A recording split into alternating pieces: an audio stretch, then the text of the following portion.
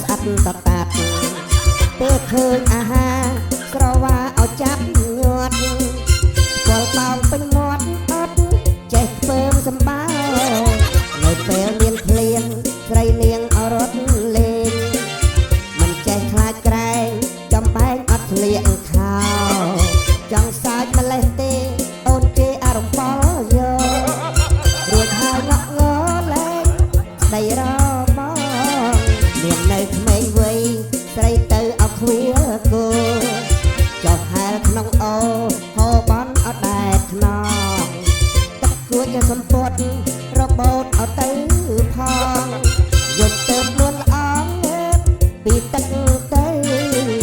ដល់តែចំទើលេលើអលិចឡក់កំទ្រើងទាំងសក់សាច់ល្អក់ក្រ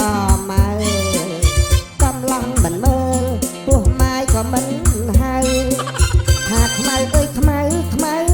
តាំងពីនៅក្មេងវេលាឥឡូវរូបបើអព្រួលប្រែព្រោះមួយខែលៀបលេរាប់ពាន់ពេងធ្វើរឹកវាហើយមិនខ្ចីមើលមុខឯងភ្លេចកាលនៅក្មេងខ្មៅអើយខ្មៅដូចខ្មៅហើយអាចច្រៀងពីស្រីណាមួយដូចស្គាល់ច្បាស់ណាស់ហេស្គាល់ច្បាស់ម៉េចនាងរំដាញ់ហ្នឹងរំដេញដែលឯងថាបងប្អូនចដូនមួយជាមួយរំដួលហ្នឹងអូកាលនៅពីក្មេងខ្មៅខ្លាំងណាអូយ៉ាប់ដល់កតែបើឥឡូវតើសាច់សខ្ចីប្លែកព្រោះមួយថ្ងៃឃើញតែបំពកលេសិតអូលេសាក់សិតយីអានេះបាទអីស្អីកាលនៅក្មេងទៅខ្វៀលគោចុះហែលក្នុងអូទឹកហូរនាំសពុតទៅហ្មងចុះកាលនោះនាងនៅស្ទើ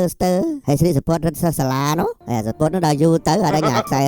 រឹតវាហ្នឹងវាធូរវាកាន់តែយាវអញ្ចឹងពេលដែលចុះទៅលេងទឹកវាហូរមកផឹកទៅរបូតភ្លេចពីកេះទៅបាត់ទៅអត់ហ៊ានឡើងពីទឹកទេណាខ្លាចគេអត់ឃើញលីអូអីមិនចឹងចំនួននោះដែលមានលីអូវិញកាមានតែសពុតណាអញ្ចឹងក៏យប់ងឹតបានហ៊ានឡើងទៅ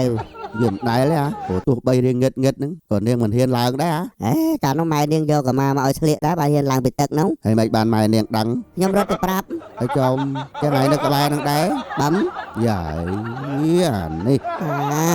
អូចឹងនាងនៅពីក្មេងក៏ក្រិចខ្លាំងហ្នឹងមែនទេអូក៏ក្រិចអស់ទោះហើយអូននៅក្មេង